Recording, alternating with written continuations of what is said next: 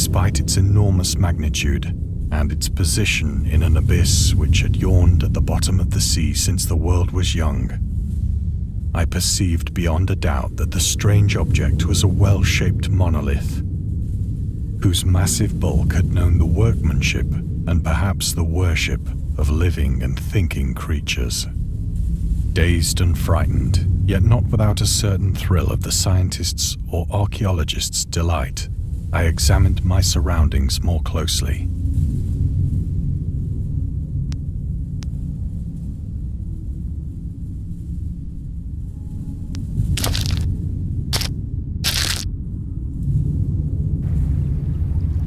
The moon, now near the zenith, shone weirdly and vividly above the towering steeps that hemmed in the chasm, and revealed the fact that a far-flung body of water flowed at the bottom, winding out of sight in both directions and almost lapping my feet as I stood on the slope. Across the chasm, the wavelets washed the base of the cyclopean monolith,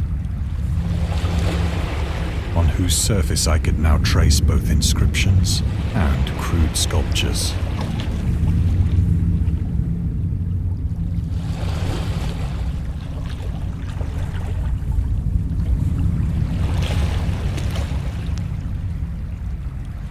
The writing was in a system of hieroglyphics unknown to me and unlike anything I'd ever seen in books,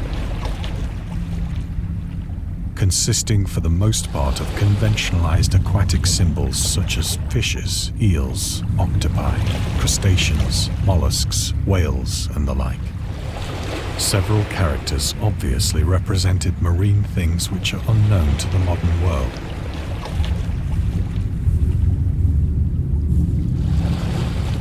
But whose decomposing forms I had observed on the ocean-risen plain. It was the pictorial carving, however, that did most to hold me spellbound.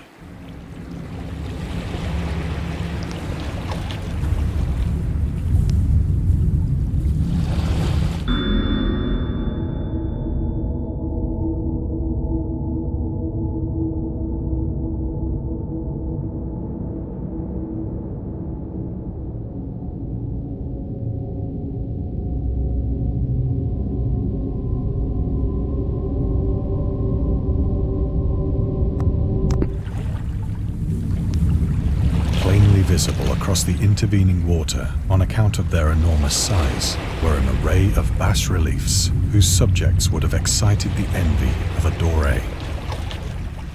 I think that these things were supposed to depict men, at least a certain sort of men, though the creatures were shown disporting like fishes in the waters of some marine grotto, or paying homage at some monolithic shrine which appeared to be under the waves as well. Of their faces and forms I dare not speak in detail, for the mere remembrance makes me grow faint. Grotesque beyond the imagination of a Poe or a Bulwer. They were damnably human in general outline, despite webbed hands and feet, shockingly wide and flabby lips, glassy, bulging eyes, and other features less pleasant to recall. Curiously enough, they seem to have been chiseled badly out of proportion with their scenic background, for one of the creatures was shown in the act of killing a whale, represented as but little larger than himself.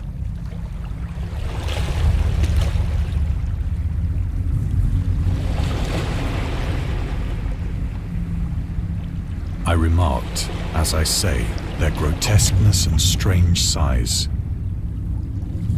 but in a moment decided that they were merely the imaginary gods of some primitive fishing or seafaring tribe. Some tribe whose last descendant had perished eras before the first ancestor of the Piltdown or Neanderthal man was born.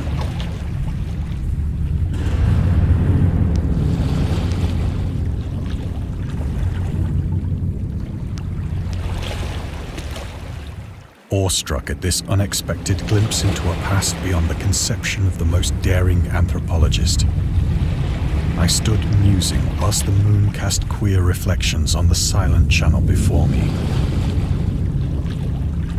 Then, suddenly, I saw it. With only a slight churning to mark its rise to the surface, the thing slid into view above the dark waters.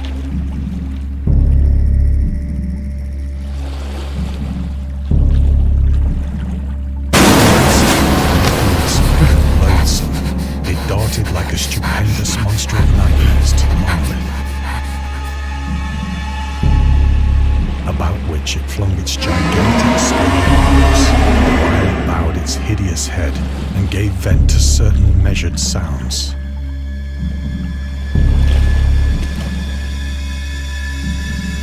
I think I went mad then. Of my frantic ascent of the sloping cliff and of my delirious journey back to the stranded boat, I remember little.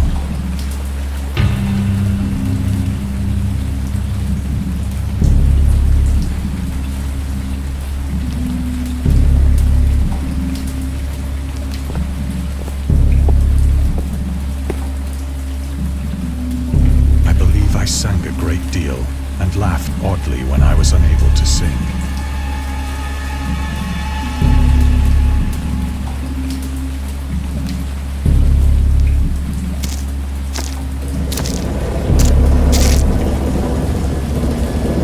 I have indistinct recollections of a great storm sometime after I reached the boat.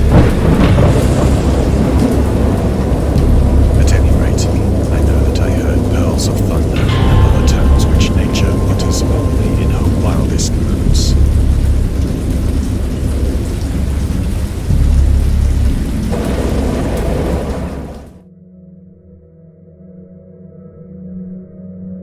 When I came out of the shadows, I was in a San Francisco hospital, brought thither by the captain of the American ship which had picked up my boat in mid-ocean. In my delirium, I had said much, but found that my words had been given scant attention. Of any land upheaval in the Pacific, my rescuers knew nothing. Nor did I deem it necessary to insist upon a thing which I knew they could not believe.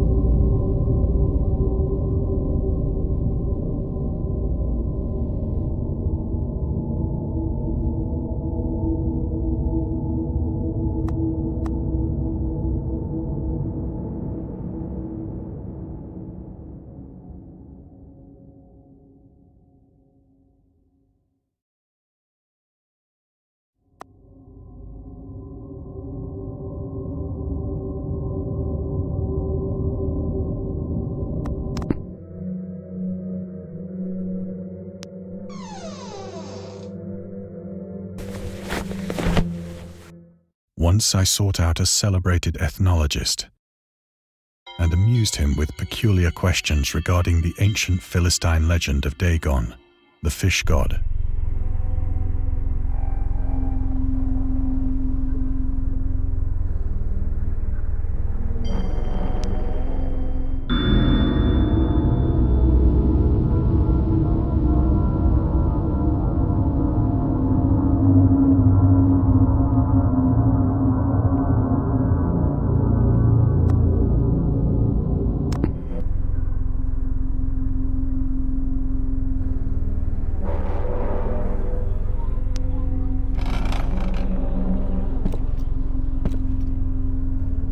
But soon perceiving that he was hopelessly conventional, I did not press my inquiries.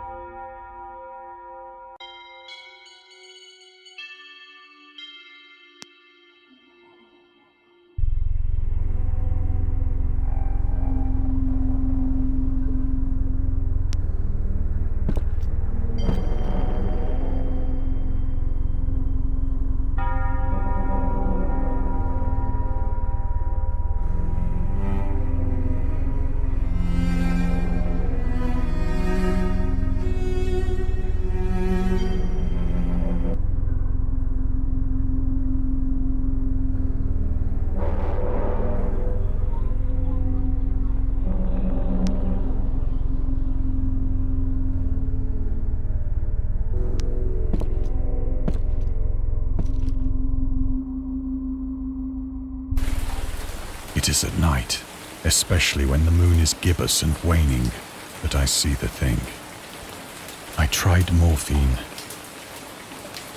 but the drug has given only transient surcease and has drawn me into its clutches as a hopeless slave. So now I am to end it all, having written a full account for the information or the contemptuous amusement of my fellow men.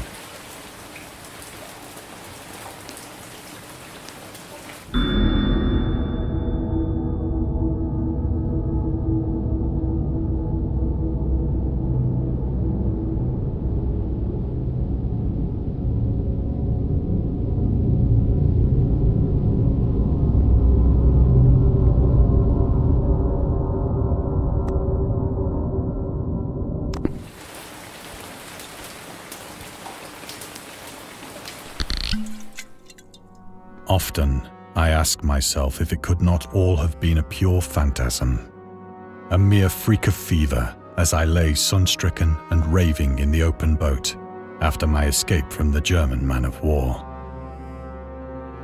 This I ask myself, but ever does there come before me a hideously vivid vision in reply. I cannot think of the deep sea without shuddering at the nameless things that may at this very moment be crawling and floundering on its slimy bed, worshipping their ancient stone idols and carving their own detestable likenesses on submarine obelisks of water-soaked granite. I dream of a day when they may rise above the billows to drag down into their reeking talons the remnants of puny, war-exhausted mankind. Of a day when the land shall sink and the dark ocean shall ascend amidst universal pandemonium.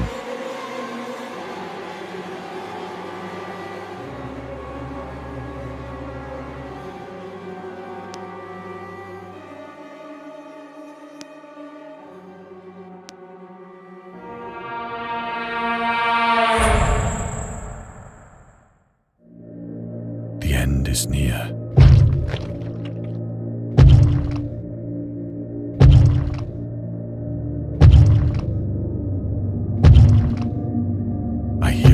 At the door, as of some immense slippery body lumbering against it.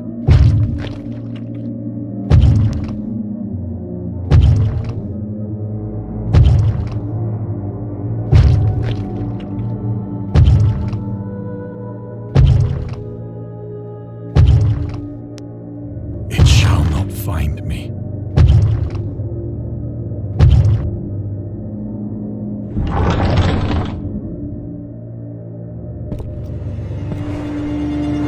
God, that hand!